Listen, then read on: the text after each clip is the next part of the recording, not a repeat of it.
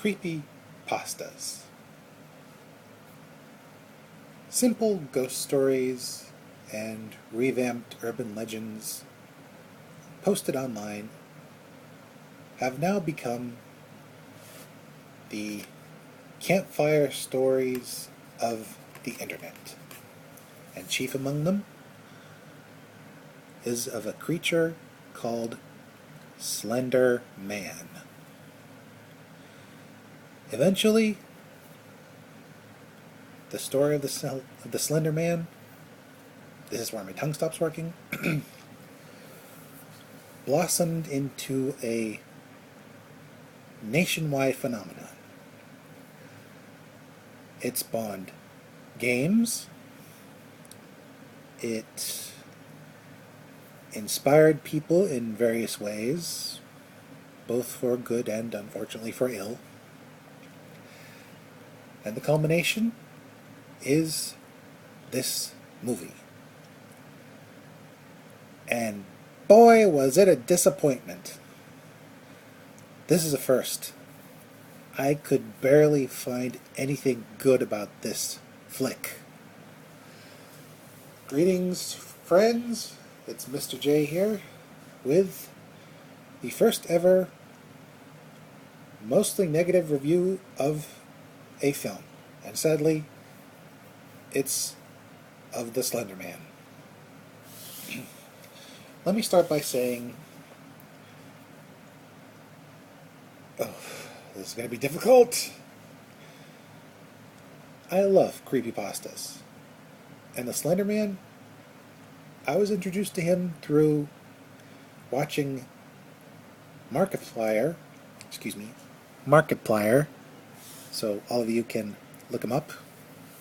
That's Mark E. Plier, or I. Plier, playing Slenderman video games. Later, I looked into the original creepypastas, and man, were they good. So how the heck could they have screwed this up so bad? Let's start with the plot. Basically, it's a bunch of semi-goth misfit girls who stumble across you-know-who and provoke him. And it does not turn out well for them. It never does. This film started out as a modern gothic mystery, but then it quickly devolved into a classic trope-riddled slasher flick.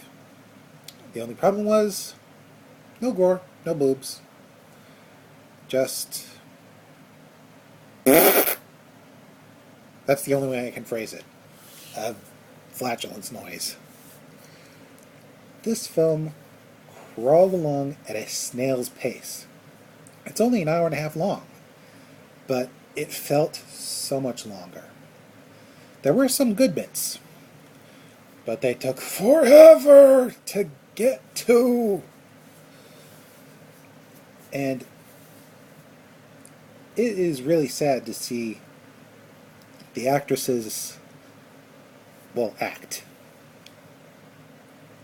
Annalise Basso, I believe her name is, and her co-stars, I was going to say co-actors, but co-stars is better. They pulled off a miracle. They were given half a can of corn oil and 3 packets of Tabasco sauce and told to make a meal. And they made a semi-edible meal. I mean, it really is unfortunate that they ended up in this movie, because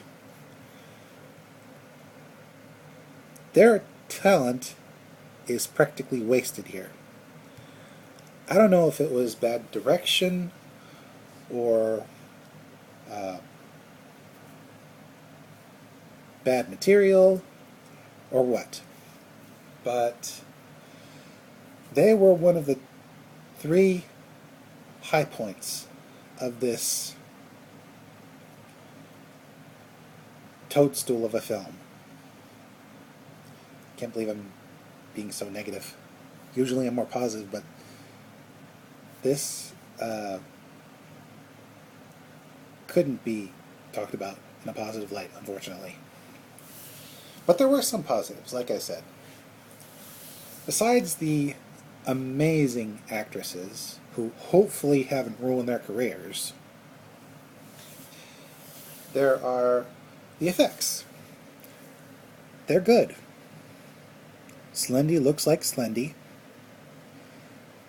The movements, the various dream sequences and reality bending all look great. But they weren't enough to save the film.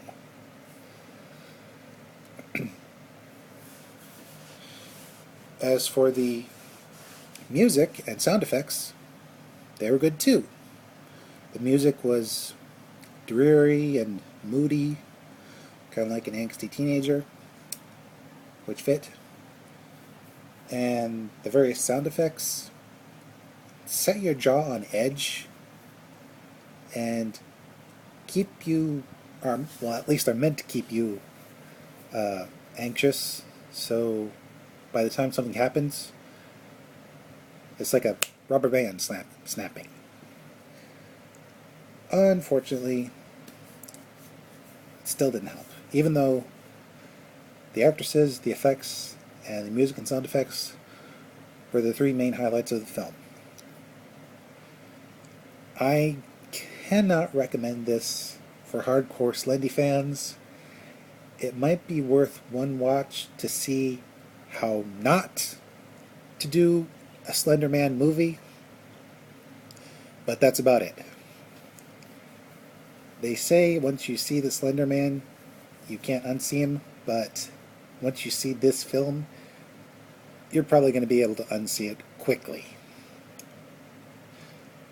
This is Mr. J, signing out, and reminding you, just because something is popular doesn't mean its property can't be handed to someone who misuses it. Let's hope the Russian sleep experiment goes better than this.